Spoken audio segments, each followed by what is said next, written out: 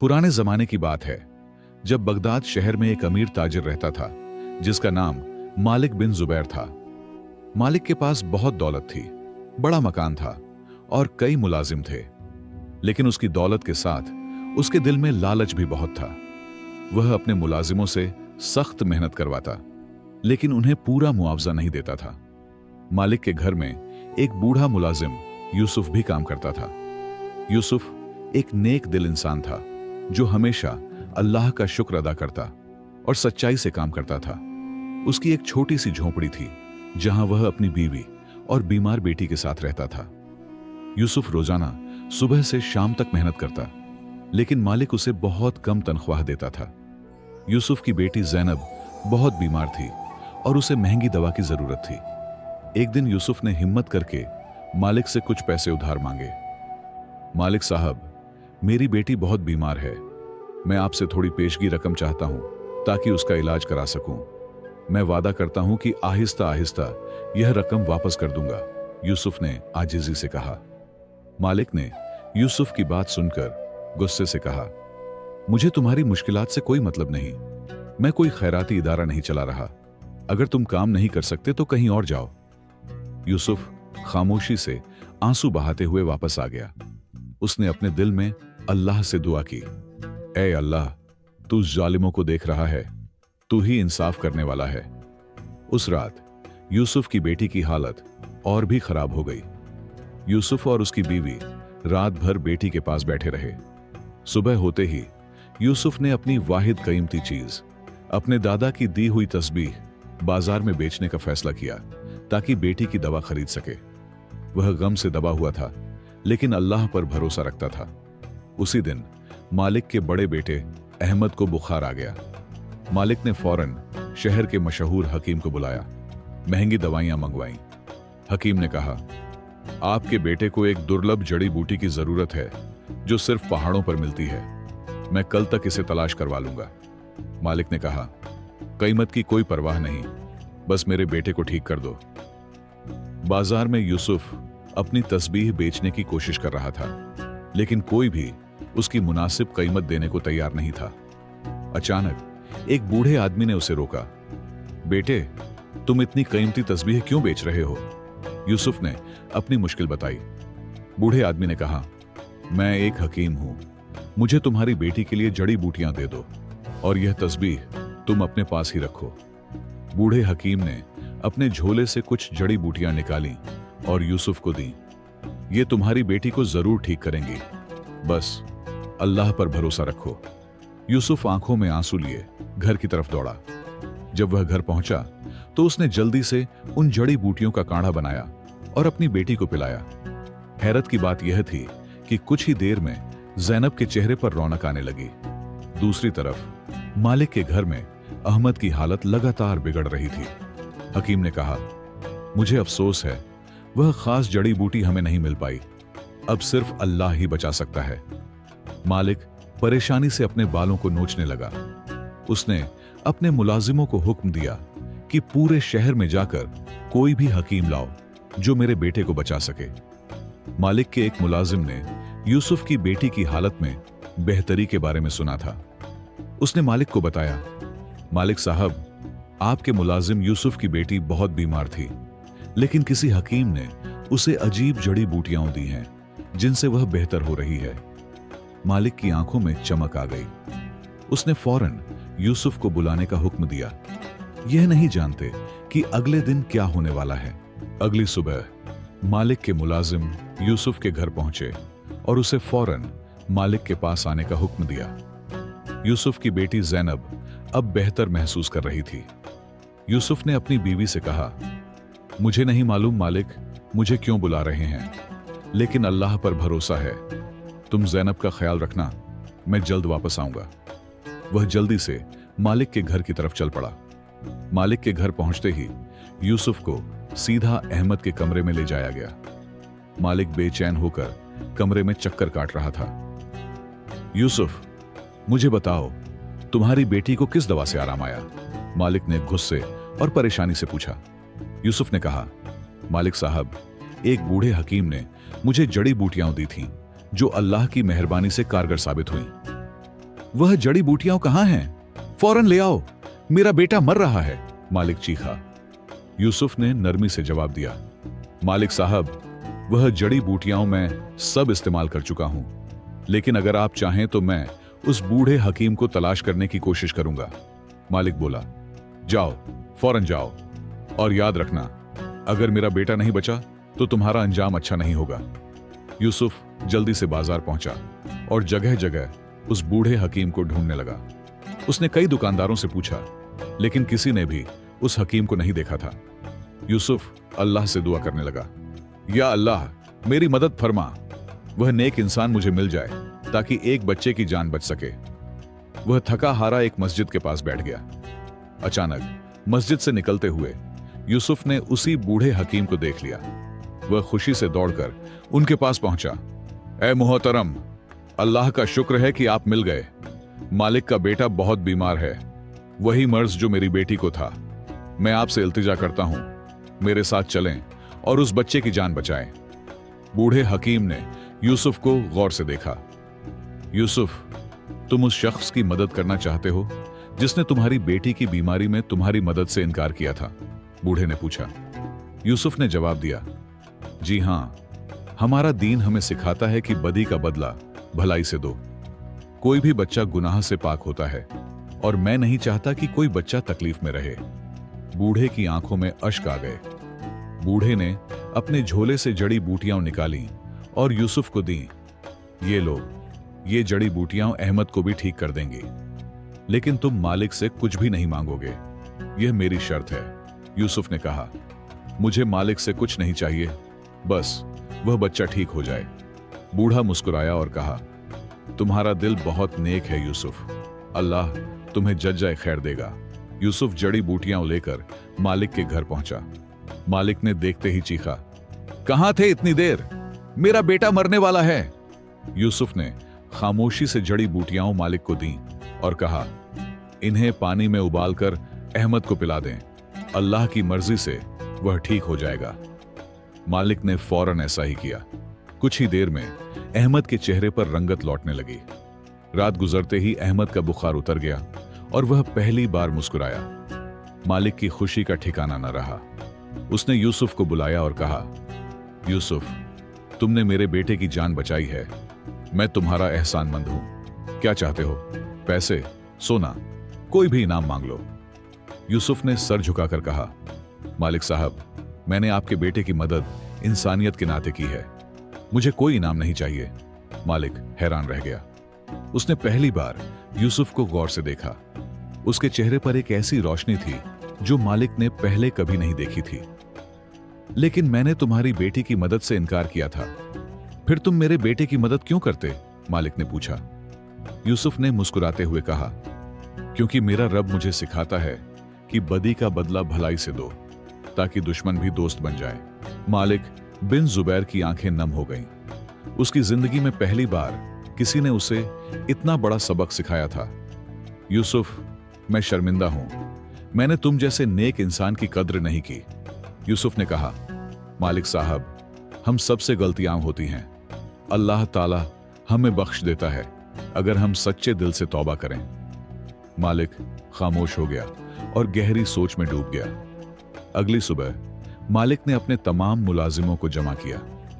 मैंने तुम सबके साथ नाइंसाफी की है, आज से तुम्हारी तनख्वाहें बढ़ाई जाती हैं और तुम्हारे काम के घंटे कम किए जाते हैं। मुलाजिम हैरान रह गए। मालिक ने यूसुफ की तरफ देखा, और यूसुफ, तुम मेरे मुआविन बनोगे, तुम्हारी ईमानदारी और नेकी मुझे बेहतर इंसान बनने में मदद देगी। शहर में मालिक की इस तब्दीली की खबर तेजी से फैल गई। लोग हैरान थे कि वह लालची ताजिर अचानक इतना सखी कैसे हो गया। मालिक ने अपने कारोबार में भी तब्दीलियां लाईं। अब वह गरीबों को सस्ती चीजें फरोख्त करता और ज़कात भी बाकायदगी से अदा करता। यूसुफ उसे इस्लामी उसूलों पर कारोबार चलाने की तरगीब देता रहा। मालिक के बड़े बेटे अहमद ने भी अपने वालिद में यह तब्दीली देखी। अब्बू, आप बदल गए हैं, पहले आप हमेशा गुस्से में रहते थे, अब आप मुस्कुराते हैं। मालिक ने अपने बेटे को गले लगाया। बेटा, यूसुफ ने मुझे सिखाया है कि दौलत से बड़ी चीजें हैं दुनिया में, रहम, शफकत और ईमान। काश मैं यह सबक पहले सीख लेता। लेकिन शहर में एक और ताजिर अमरू बिन साजिद था, जो मालिक का कदीम दुश्मन था। उसे मालिक की यह तब्दीली हज़म नहीं हुई। मालिक समझता है कि लोगों की नजरों में अच्छा बनकर मेरा कारोबार छीन लेगा। मैं उसे ऐसा नहीं करने दूंगा। अमरू ने अपने साथियों से कहा और मालिक के खिलाफ साजिश रचने लगा।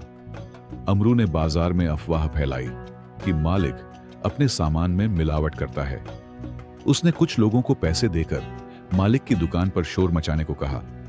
यह हमें धोखा दे रहा है, इसका सामान खराब है। वे लोग चीखते रहे। धीरे धीरे मालिक के ग्राहक कम होने लगे और उसका कारोबार मुतासिर हुआ। एक शाम यूसुफ मालिक के पास आया। मालिक साहब, मैं जानता हूं कि यह सब अमरू की शरारत है, हमें अपनी सफाई देनी चाहिए। मालिक ने सर हिलाया। नहीं यूसुफ, मैं अपने गुज़श्ता अमाल का कफ़ारा अदा कर रहा हूं। मैंने बहुत लोगों को धोखा दिया था। शायद अल्लाह मुझे आजमा रहा है। मैं सब्र करूंगा और अपने काम में और भी ज्यादा ईमानदारी लाऊंगा। मालिक रोजाना अपना सामान लेकर बाजार जाता और बावजूद कम ग्राहकों के वह मुस्कुराता रहता। वह गरीबों को खैरात देता और मस्जिद में 5 वक्त की नमाज पढ़ता। अमरू हैरान था कि उसकी साजिशें मालिक को तोड़ नहीं पा रही थीं। मुझे कुछ और करना होगा, यह आदमी हार मानने को तैयार नहीं। अमरू अपने आप से बड़बड़ाया। अमरू ने अपनी सबसे बड़ी चाल चली। उसने शहर के काजी को रिश्वत दी और मालिक पर चोरी का झूठा इल्जाम लगवाया। एक सर्द सुबह सिपाही मालिक के घर आए। मालिक बिन जुबैर, तुम पर अमरू बिन साजिद के कीमती जेवरात चुराने का इल्जाम है, तुम्हें हमारे साथ आना होगा। यूसुफ और मालिक का पूरा खानदान सदमे में था। यूसुफ ने मालिक से कहा, आप बेगुनाह हैं, अल्लाह आपकी मदद करेगा। मालिक ने इत्मीनान से जवाब दिया, यूसुफ, जब मैं जालिम था तब भी अल्लाह मेरे साथ था। अब जब मैं नेकी की राह पर चल रहा हूं तो वह जरूर मेरी मदद करेगा। मालिक को काजी के सामने पेश किया गया, जहां अमरू पहले से मौजूद था। उसकी आंखों में खबीस मुस्कुराहट थी। काजी ने मालिक को देखा और कहा, मालिक बिन जुबैर, अमरू का इल्जाम है कि तुमने उसके सोने के जेवरात चुराए हैं। क्या कहना है तुम्हारा? मालिक ने अदब से कहा, काजी साहब, अल्लाह की कसम, मैं बेगुनाह हूं। मेरी अमरू से दुश्मनी रही है, लेकिन अब मैंने अपनी जिंदगी बदल ली है। मैं चोरी जैसा गुनाह कभी नहीं कर सकता। अमरू आगे बढ़ा, काजी साहब, इसकी बातों में मत आइए। मेरे पास गवाह हैं जिन्होंने मालिक को मेरे घर से निकलते देखा था। अमरू ने इशारा किया और 2 आदमी आगे आए। हमने मालिक को अमरू के घर से निकलते देखा था। उसके हाथ में एक थैला था, पहले गवाह ने कहा। दूसरे ने सर हिलाकर तस्दीक की। मालिक हैरान रह गया। काजी साहब, ये झूठ बोल रहे हैं। मैं पिछले कई हफ्तों से अपने घर और दुकान के सिवा कहीं नहीं गया। मालिक की आवाज में बेबसी थी। काजी ने अपनी दाढ़ी पर हाथ फेरा और कहा, 2 गवाहों का बयान काफी है। अगर तुम्हारे पास अपनी सफाई में कोई सबूत नहीं है तो मुझे फैसला देना होगा। उसी वक्त यूसुफ दरबार में दाखिल हुआ। काजी साहब, मुझे बोलने की इजाजत दें, यूसुफ ने अदब से कहा। काजी ने सर हिलाया। यूसुफ ने पूछा, अमरू साहब, आपके जेवरात कब चोरी हुए थे? अमरू बोला, 3 दिन पहले रात को। यूसुफ ने पूछा, और आपने फौरन शिकायत क्यों नहीं की? अमरू झुंझलाया, मैं शहर से बाहर था, कल ही वापस आया। यूसुफ मुस्कुराया।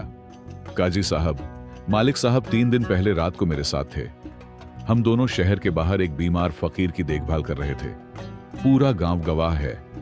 काजी की आंखें फिरासत से चमकी। क्या तुम्हारे पास कोई और गवाह है? यूसुफ ने कहा।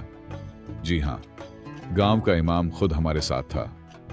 काजी ने इमाम साहब को बुलाने का हुक्म दिया। अमरू का चेहरा पीला पड़ गया। कुछ देर बाद इमाम साहब आ गए। इमाम साहब, क्या मालिक और यूसुफ 3 दिन पहले आपके साथ थे? काजी ने पूछा। इमाम साहब ने कहा, जी बिल्कुल, हम तीनों रात भर एक बीमार फकीर की खिदमत करते रहे। मालिक साहब ने अपनी दवा दी और यूसुफ ने खाना पकाया। काजी ने अमरू की तरफ देखा। अब क्या कहते हो? अमरू हकलाने लगा। ये सब मिले हुए हैं। काजी ने अमरू के गवाहों को बुलाया। सच बोलो वरना सजा पाओगे।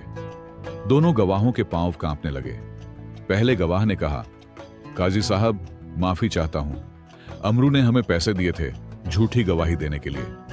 हमने मालिक को कभी अमरू के घर नहीं देखा। काजी गुस्से से लाल हो गया।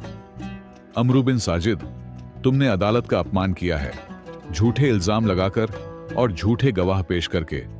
इस जुर्म की सजा बहुत सख्त है। अमरू घुटनों के बल गिर पड़ा। काजी साहब माफी, मैंने गलती की। काजी ने कहा, तुम्हें कैद की सजा मिलेगी और तमाम नुकसान का हर्जाना मालिक को अदा करना होगा। मालिक आगे बढ़ा। काजी साहब मैं अमरू को माफ करता हूं। सारा दरबार हैरान रह गया। मालिक ने कहा, अमरू हमारे दरमियान दुश्मनी खत्म करो। जिंदगी बहुत छोटी है कीना पालने के लिए। अमरू शर्मिंदा होकर मालिक के सामने सर झुका गया। मैंने तुम्हारे साथ बहुत बुरा किया मालिक, मैं शर्मिंदा हूं, मुझे माफ कर दो। काजी ने मालिक की तरफ देखा। तुम्हारी बुजुर्गी काबिल तारीफ है मालिक, लेकिन कानून का एहतराम भी जरूरी है। मालिक ने कहा, काजी साहब अल्लाह भी माफ कर देता है जब बंदा सच्चे दिल से तौबा करता है।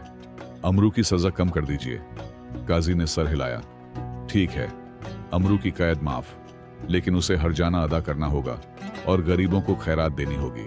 अदालत के फैसले के बाद बगदाद शहर में मालिक की नेक शोहरत फैल गई। लोग दोबारा उसकी दुकान पर आने लगे और उसे सच्चा ताजिर कहने लगे।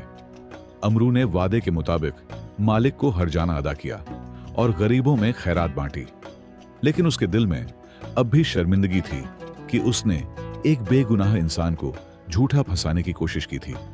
एक दिन अमरू मालिक के घर आया। मालिक, मैं तुम्हारी माफी चाहता हूं। तुम्हारी जैसी नेकदिली मैंने कभी नहीं देखी। मुझे सिखाओ कैसे तुमने अपनी जिंदगी बदली। मालिक ने मुस्कुराकर यूसुफ की तरफ इशारा किया। यूसुफ मेरा उस्ताद है।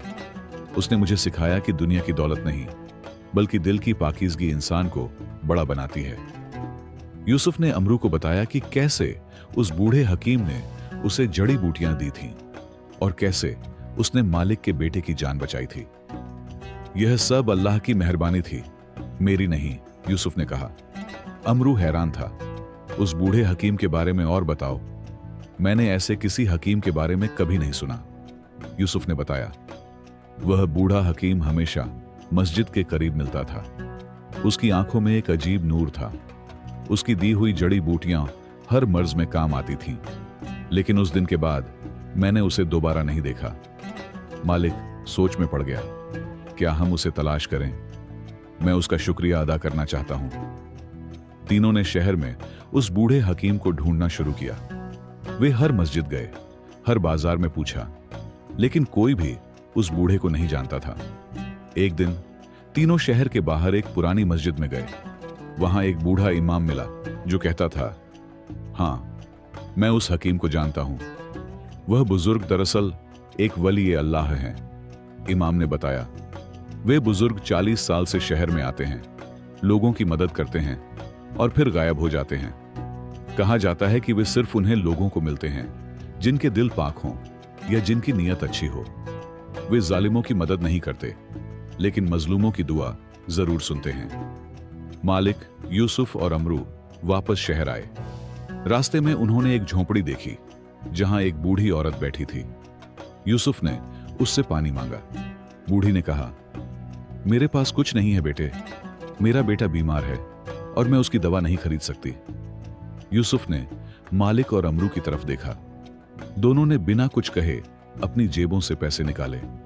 बूढ़ी की आंखों में खुशी के आंसू आ गए। अल्लाह तुम तीनों को खुश रखे। मैंने कल रात एक ख्वाब देखा था कि 3 फरिश्ते मेरी मदद करने आएंगे।